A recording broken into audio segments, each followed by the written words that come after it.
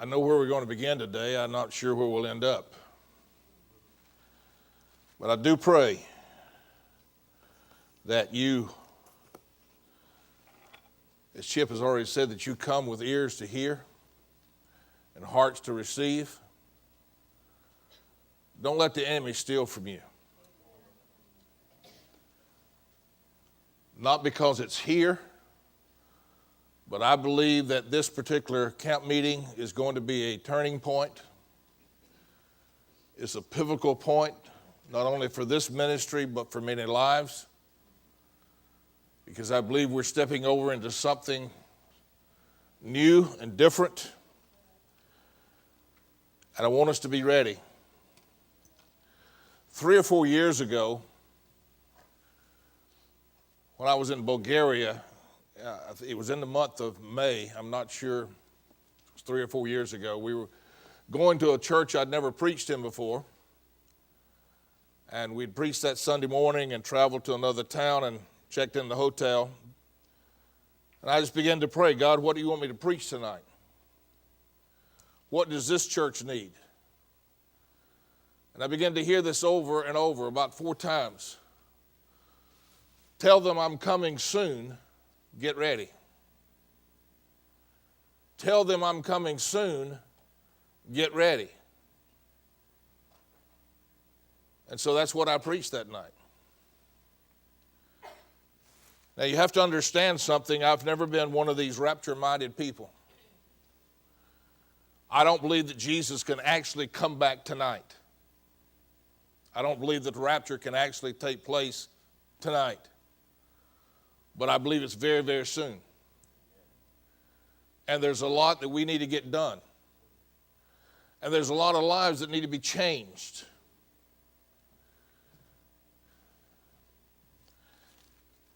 Don't let this be just another camp meeting. How many years? What's this, Charlie, 16? 18? My gosh, y'all getting old. And every year, I see people ministered to. Every year. I can see faces right now that would come up in prayer lines just weeping and just being moved by the Holy Spirit, making commitments. And it lasted maybe 30 or 60 days. Church, it's too late. We've got to make decisions and stick to them. You know, yes, for the last few weeks that I taught, I preached on God wants you to prosper. And God does want us to prosper. God wants us to have more than enough. God wants us to be able to finance the gospel and to do great and wonderful things. But he reminded me, he said to me years ago, he asked me a question, son, do you know what true prosperity is? I said, obviously I don't, or you wouldn't be asking me the question. He said, true prosperity is being in my perfect will. And how many of us are in his perfect will? And so I would challenge you, encourage you during this week, and I know the speakers are going to have a word from the Lord. Listen to what is being said. As Lisa was leading us in that song this morning, let the whole earth be filled with his glory. You see, it's that time. But are we ready to be used by God to let the whole earth be filled with his glory? Or are we still wanting to do our own thing? I didn't come to fuss this morning, but listen.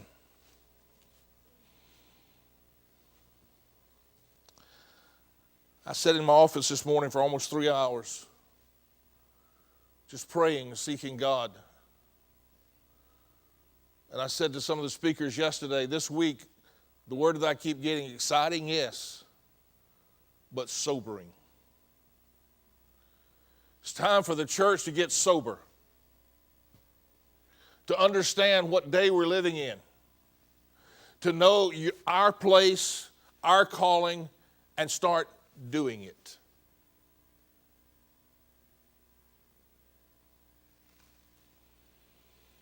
So don't let this be just another camp meeting. Press into God and let Him press into you. I don't know about you, but I want to be changed this week. I don't want to be the same when we leave here Friday night. I want to be changed. I want all the junk out of my life.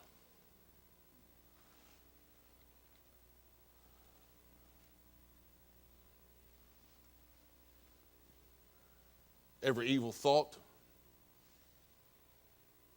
everything that does not have to do with the plan of God for my life, I want it out.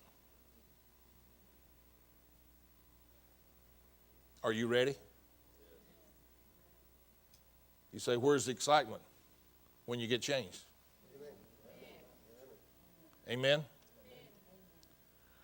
Well, as I was praying, seeking the Lord,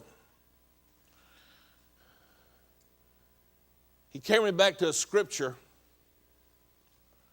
and I want to share it with you because this morning, now some of the things I'm going to say this morning has to do specifically with this ministry, this church, but also it applies everywhere.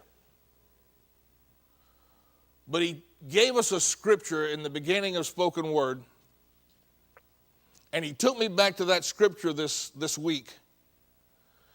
And I want to read to you, but I want to read out of the New Living Translation because the way it says says a lot. It helps you to better understand.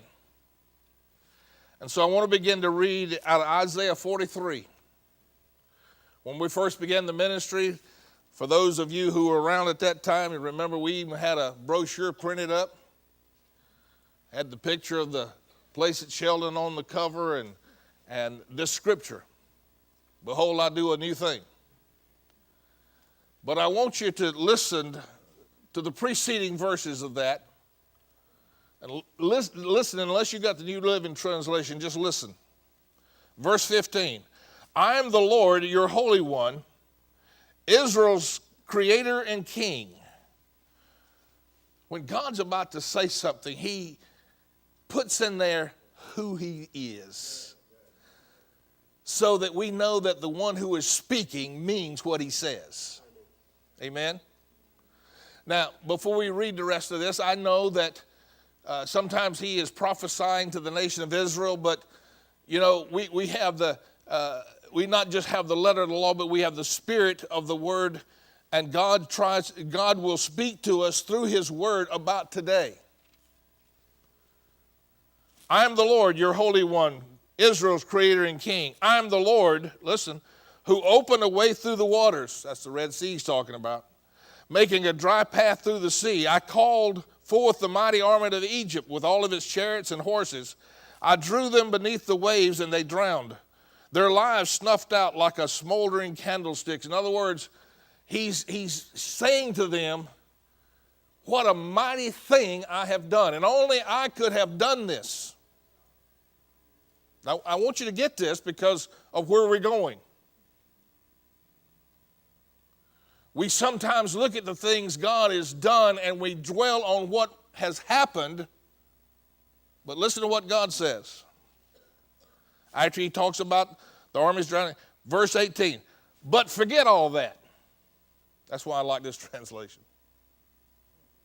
But forget all of that. It is nothing compared to what I'm going to do. When we look at what has happened previously, and we've had some great moves of God. We've seen miracles. We've seen all kinds of things happen. But God said, forget all of that. Forget the past. Because what I'm about to do, it doesn't even compare what I did in the past is nothing compared to what I'm about to do. No wonder the devil is running rampant.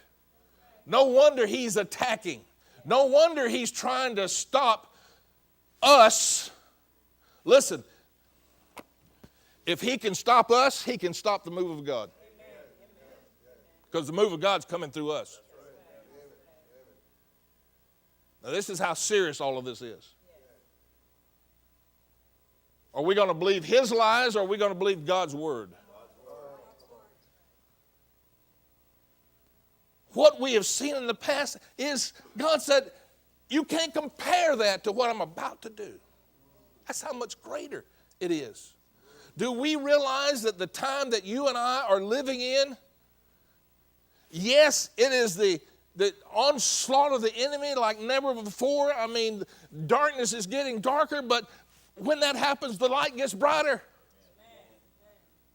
And God has chosen us for whatever reason. He's chosen us to be alive in this time.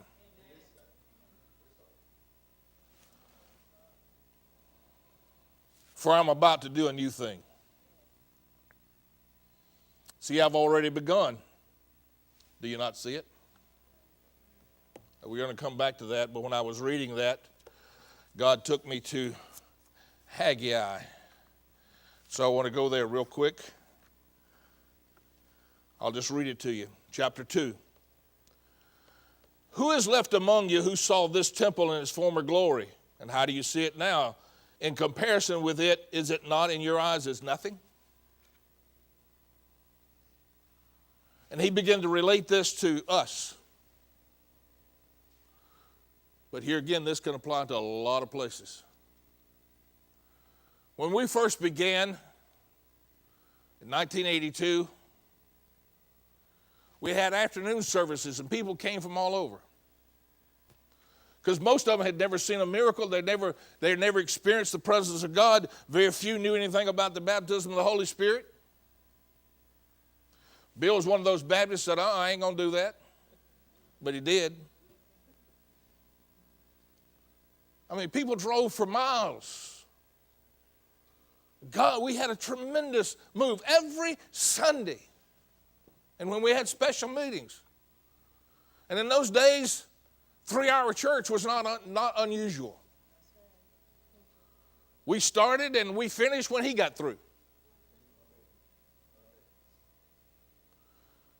And we say today, compared to that, what's happening? Nothing. Or so it would seem. Let's read on. Verse 6. For thus saith the Lord of hosts, once more. And that once more jumped out at me. Once more in a little while, I will shake heaven and earth, the sea and dry land, and I will shake all nations, and they shall come to the desire of all nations, and I will fill this temple with glory, says the Lord of hosts. The silver is mine, the gold is mine, saith the Lord of hosts, and the glory of this latter temple shall be greater than that of the former. It shall be greater. We'll see greater things. The glory of this latter house, not this place necessarily, will be greater than that of the former. And in this place I will give peace. Now, here's what we need to notice. God said, once again, I will shake heaven and earth, and then the desire of all nations shall come. The glory can't come until judgment comes in the house of God. And judgment's coming in the house of God now.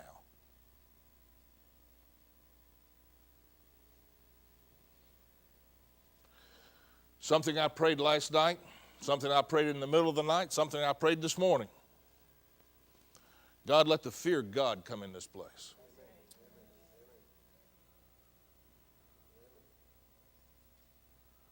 Do we want glory? Do we want to be used by God? Do we want when we walk in, the presence of God is so thick that you can't hardly get your breath? Do we want that? Are we willing to do what it takes to get it? God said to me that everything that he showed me in the beginning would come to pass. Because the glory of this latter house shall be greater than that of the former. And he reminded me that down through these years, the enemy has tried his best to stop us. People have come to try to destroy us. Words have been spoken to try to get people to believe lies about us. But every time, God would intervene.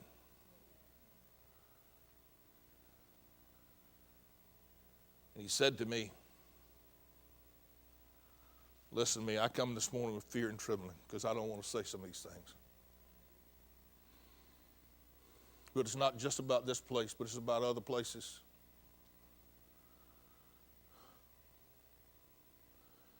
He said to me, I had to remove some people. And once again, I will. But when that phase is over, and he said, you're in the final phase. When that phase is ended, then the glory shall come. The glory shall come. And he showed me a vision of a building, not this one. He said, you'll need a new building, son. And he said, I would live to see that building built and filled. Because he's going to bring the glory. And all the devils will be gone. Amen.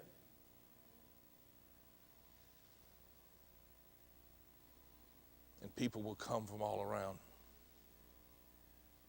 The latter house shall be greater than that of the former. Go back to Isaiah 43. Let me finish that. But forget all of that. It is nothing compared to what I'm going to do. For I'm about to do something new. See, I've already begun. Do you see it? And see, unless you're looking at the things of God, you can't see it. If you've got your eyes on persons and people and things and junk, you can't see what God is doing.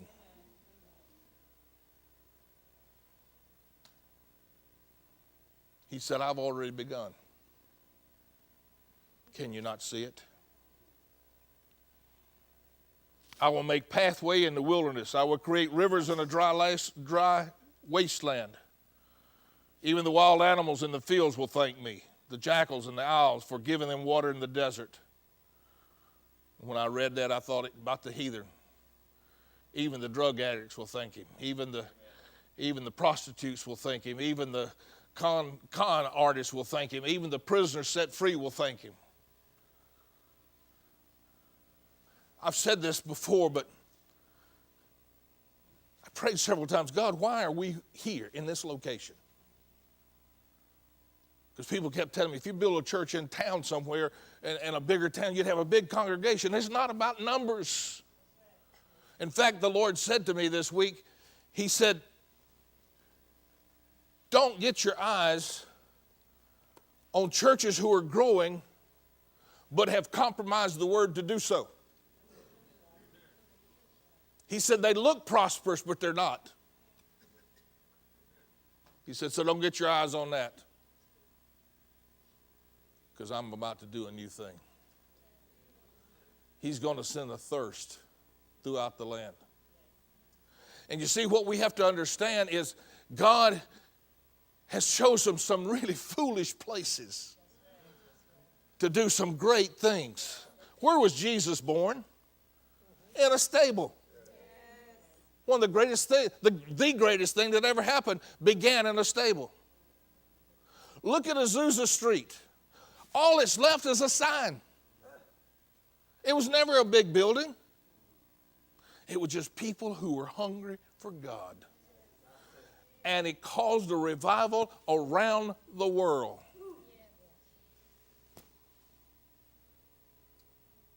Look at Smithton, Missouri. They were out there. They just like us, out in the country, little old town. Huh? Yeah, cornfield. Tremendous revival going on, but then they decided they needed to be in town. And they moved and the revival stopped.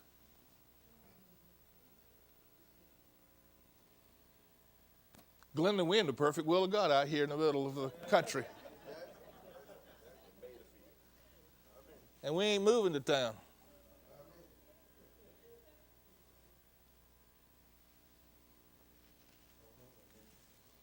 I will make a pathway through the wilderness. I will create rivers in the dry wasteland. The animals will thank me, the jackals and owls too, for giving them water in the desert. Yes, I will make rivers in the dry wasteland, so my chosen people can be refreshed.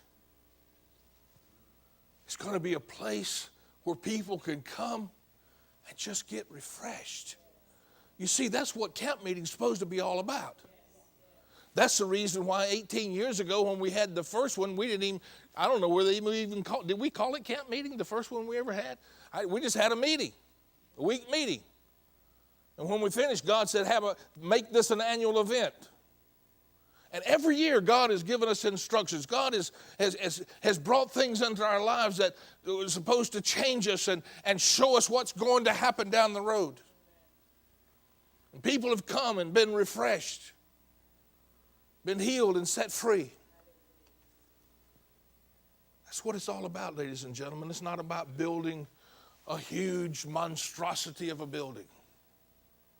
It's not about that. It's about building the kingdom of God. And if everybody leaves with me, I'm going to see it. Amen? The glory of this latter house shall be greater than that of the former. The glory of this latter house shall be greater than that of the former. The glory of this latter house shall be greater than that of the former. The glory of this latter house shall be greater than that of the former. The glory of this latter house shall be greater than that of the former. The glory of this latter house shall be greater than that of the former. God's doing a new thing. In fact, he said, I've already begun. Can you not see it? Or do you have your eyes on everything else?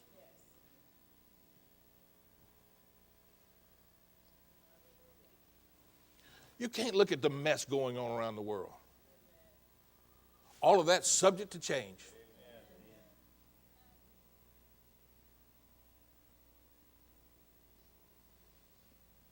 I can't look at the mess in your lives because I got enough of my own.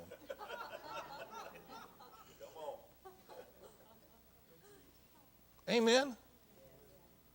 But everything is subject to change. And God is about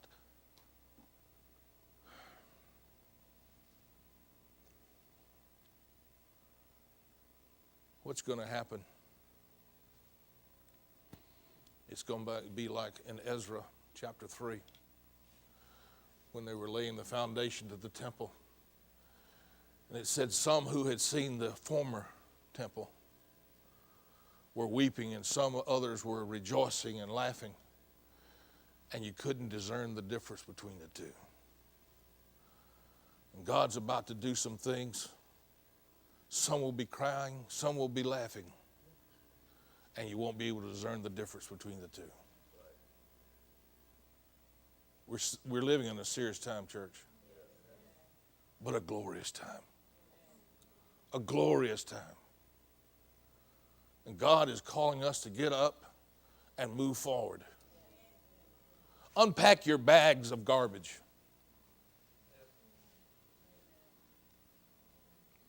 Because he's doing a new thing. And he said, I'm going to do a new thing again. Hallelujah. It's time, church. He said, I'm going to make a river in the desert. Go to Ezekiel 47.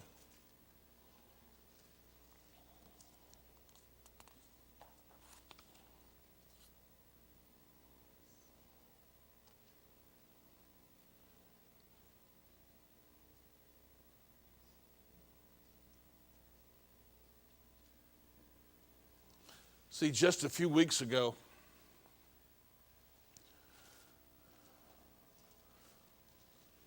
during praise and worship, the Lord said to me, the water's rising. And I didn't relate it to this scripture at that time, but I remembered what Joshua said in Joshua chapter 3 when they were crossing over. And said, as the priests put their feet into the water split because the Jordan overflowed its banks all the time of harvest.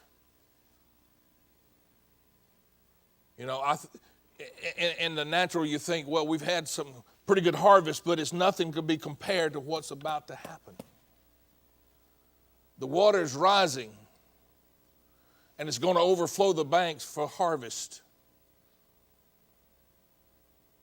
Greater than anything we've ever seen is going to happen. We're going to be able to come into services. Nobody will have to pray for people. They'll just get healed. They'll just get delivered and set free. I hope you're listening to me this morning.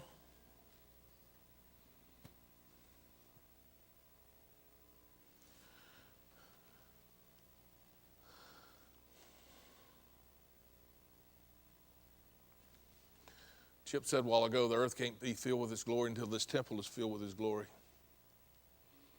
And that's what it's all about. But every one of you has glory. If you're born again, you have glory. But too many have bottled it up. Now here in Ezekiel chapter 47, it begins to talk about that the waters issued out from the temple. But when you see this, now you can go back to Genesis chapter 2 in the Garden of Eden, where it said a river flowed out of Eden. It didn't talk about a source. But every river has a source. In Psalms 46, verses 4 and 5, I believe it is, it talks about there is a river. And it makes glad the cities of God, for God is in the midst of her. And then we see in Revelation chapter 22. And sometimes we get the idea, well, chapter 22 must be all about heaven. But how many of you know God's trying to get heaven to earth? Amen. In chapter 22, in verses 1 and 2, it talks about that there's a river that flows from the throne and from the Lamb. And on each side of this river, in the midst of this, the street of the river, there's trees of life. And their leaves are for the healings of the nations. There don't need to be any healing in heaven. But the source, this is the point I want to make, the source of the river. And so it takes us to John chapter 7 and verse 37, where it said in the last day of the feast, that great day, Jesus stood and cried, saying, if any man thirst, let him come to me and drink. For out of his belly, his innermost being, shall flow rivers of living water. This spake he of the Holy Spirit, whom you should receive. So inside of each of us, it's not a river. Rivers. Shall flow rivers. Rivers. It's in each of us. And yet we sit idly by and let the sick continue to be sick, let the poor continue to be poor, let the hurting continue to hurt.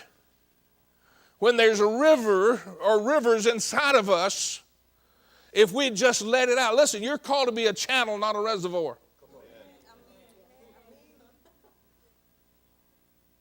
A channel is something that flows out. A reservoir is something you could keep in. And Ezekiel said, the marshes and the miry places, those reservoirs shall be given to salt. They won't be healed. We wonder sometimes why we have such a struggle and why we're not being healed is because we're not letting our rivers out.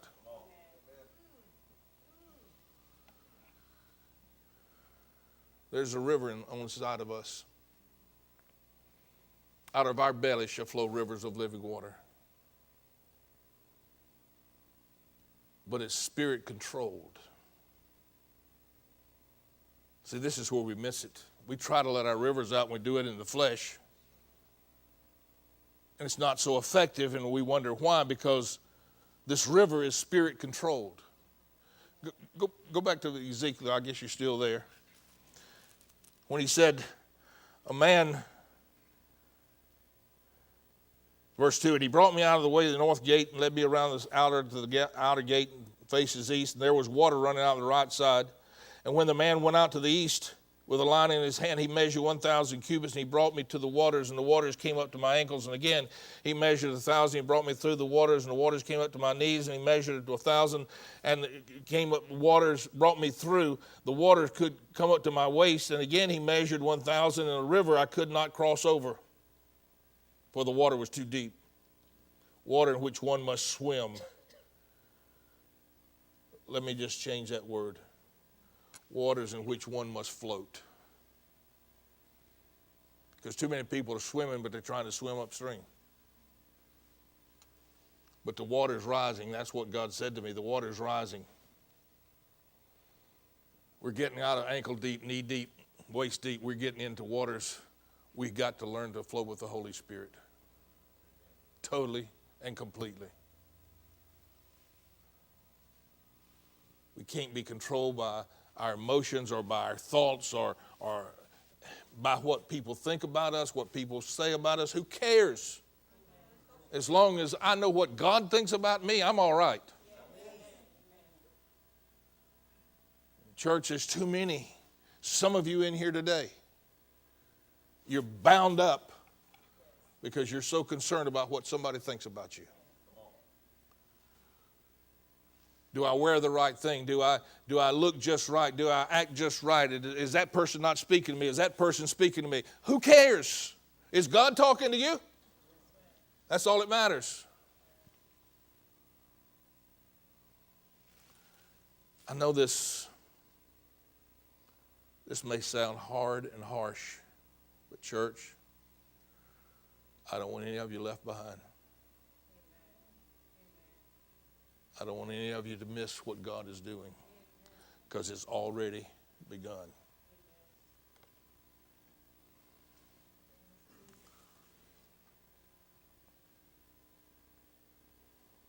Water was too deep. I had to swim. A river that could not be crossed. Then he said to me, Son of man, have you seen this? See, here's the problem, church.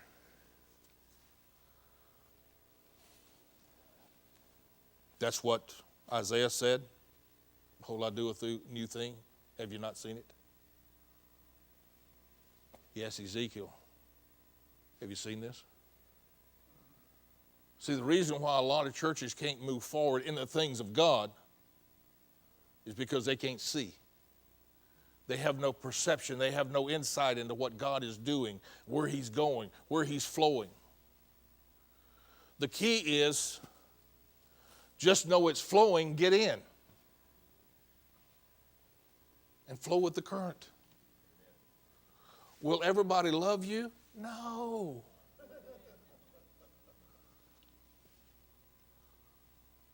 Will everybody even like you? No. If everybody's pleased with you, you're doing something wrong. Amen.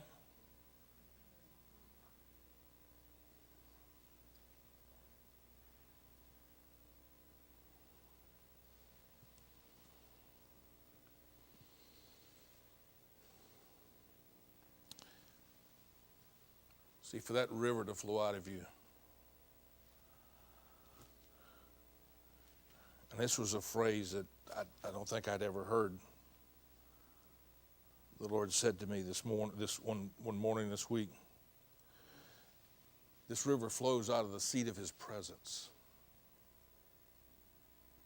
Out of the seat of his presence. That's why do you think the devil attacks praise and worship so much? Why do you think the devil tries to keep you from spending time with God? Because this river flows out of the seat of his presence. If we're not in his presence, if we don't have, I know he's here, but you understand what I'm saying? We've got to know his presence. And as simple as the song is, when we begin to sing Hallelujah this morning, I mean, something began to stir in me, his presence. His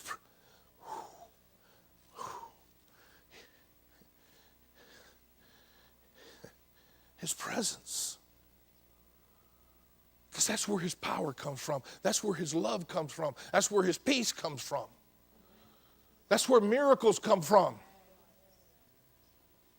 It's not about whether we do it just right, whether we lay hands on people just right, or whether we speak just right. It's not about that at all. It's about his presence. If we can get his presence and major on his presence, let me tell you something.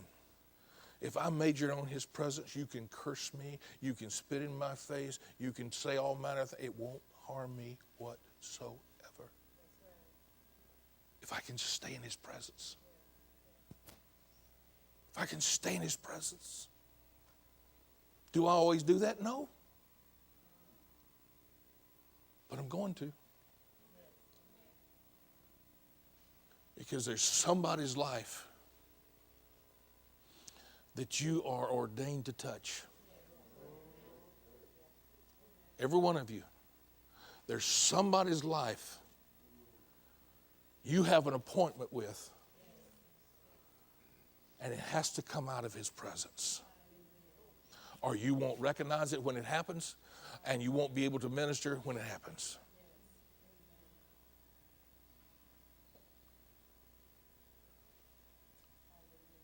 Do you understand what I'm saying this morning? This river has to flow out of his presence. There have been times, and especially in the last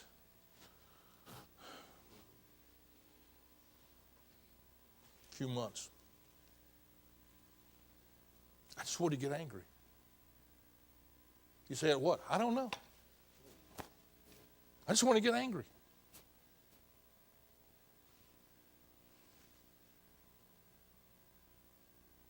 But I had to go get in his presence.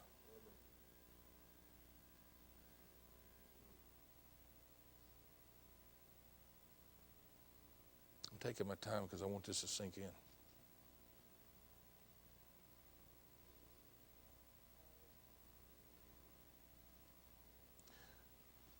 Do you want for your life what God wants?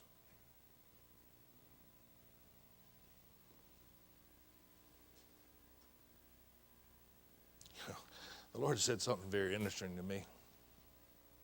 I'm telling you, every morning when I start reading scriptures, and I just begin to prophesy.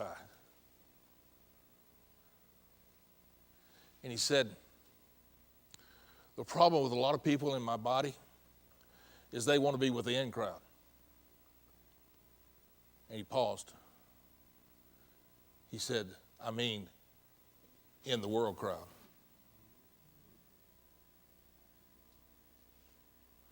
He said, but my preference is for you to be without crowd. And he paused. The outflowing of my spirit crowd. And how many people in the body of Christ do we see pulled away from the things of God, from their calling? Because every one of you have a calling. They get pulled away from their calling because they're being pulled on by the world. And it may be some good people.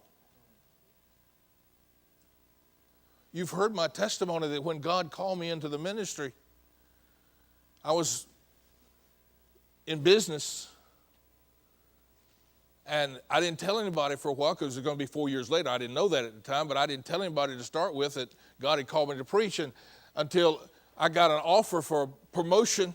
And I turned it down, and one of my best friends at that time called me. I had worked for him before I was transferred to where I was currently at, and And we became almost like brothers. We were very close. And he called me and he said, I heard you turn that job down. I said, yeah, I did. Why would you do that? I said, well, I haven't told anybody else yet. But God's calling me to preach. God's calling me into the ministry. Well, that's why we need you in that position. See, he meant well.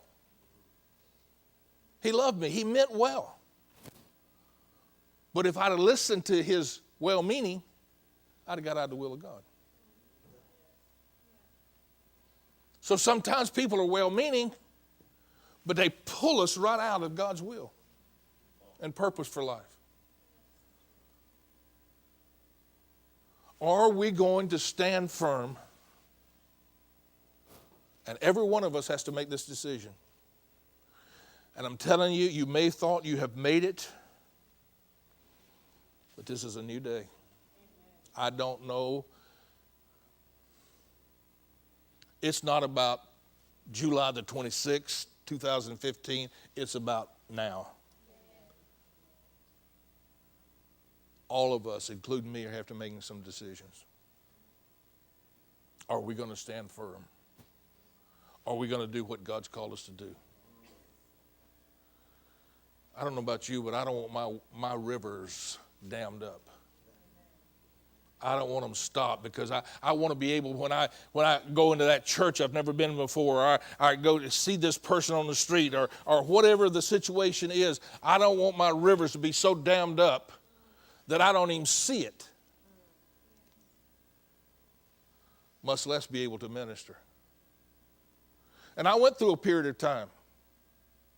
Years ago, healing was so a part of my life and my thinking process and everything that if I was driving down the street and I saw a cripple on the side of the road, I wanted to stop. I saw him. And as time went by, Pastor, I found I wasn't even looking. I wasn't seeing these people. Why? I let my river get dammed up, at least partially.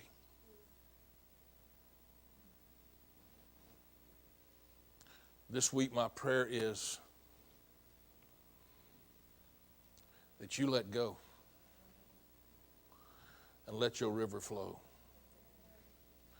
No matter what anybody thinks, what anybody does. Listen, what anybody else does not affect you. She won't, but Roxine could just walk away from the ministry and say, I'm not having anything to do with this anymore. It doesn't affect him. I mean, emotionally it will, but spiritually it cannot. That's what I'm talking about. No matter what anybody else does, what are you going to do?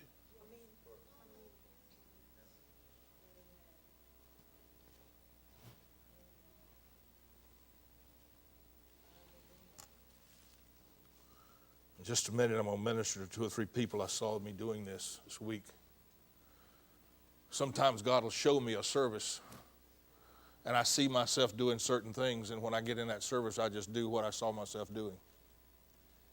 And it always works. And I got a lot more, but I don't think I'm supposed to preach a lot longer this morning. There's a river, and God's in the midst of her. There is a river. It's on the inside of you. Do we get so caught up in living life? Listen, when this happens, sometimes we get our eyes on the spectacular and miss the supernatural. Sometimes we're always wanting to see something, and we miss what God is doing. That's why he said to Ezekiel, have you seen this? I'm showing you this, but have you seen it? And in that time, there is no river where he showed Ezekiel that river. You understand? Now, maybe there will be in the millennium. I don't know. But it's not there now. Because there is no river that has already got the Red Sea healed. The Dead Sea healed. He was saying, can you see this? And Ezekiel said, I'm going to do a new thing. Compared to what has previously happened, is nothing to be compared. Can you see it?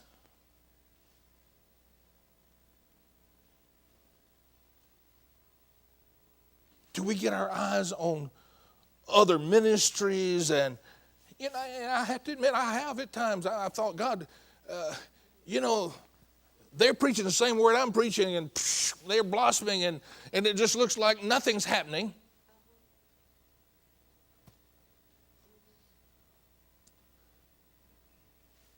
But it's not about that. It's about the plan God has for me, where I am, and what I'm doing. It's about the plan God has for you, and where you are, and what you're doing.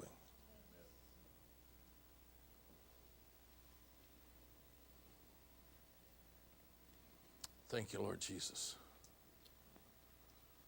Thank you, Lord Jesus. Thank you, Lord Jesus.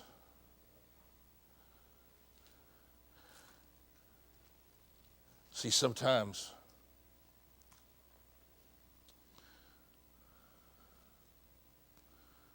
we think we can get everything we need without being a part of a body.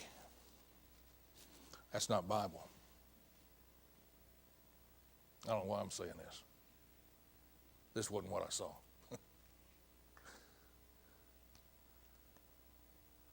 But God has so ordained that the body assemble together and to be a part of one another's lives.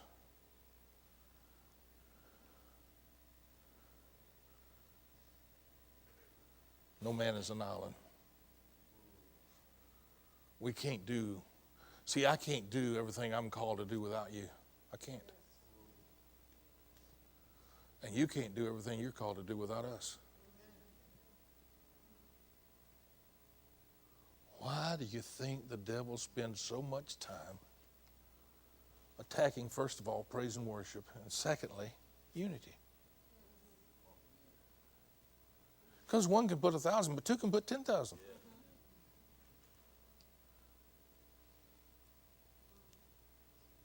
The devil is a little bit smarter than most people give him credit for.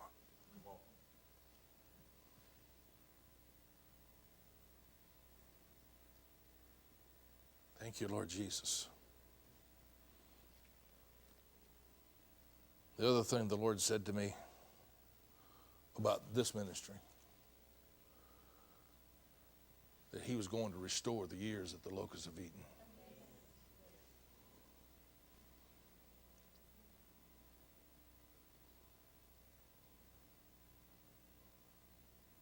And it's going to be good. So don't be surprised at who shows up and what mess they're in, because God's going to heal them. And it's not just the people he's going to restore. It's everything. The peace, the love, the joy. And with that, Joanne, come stand right here.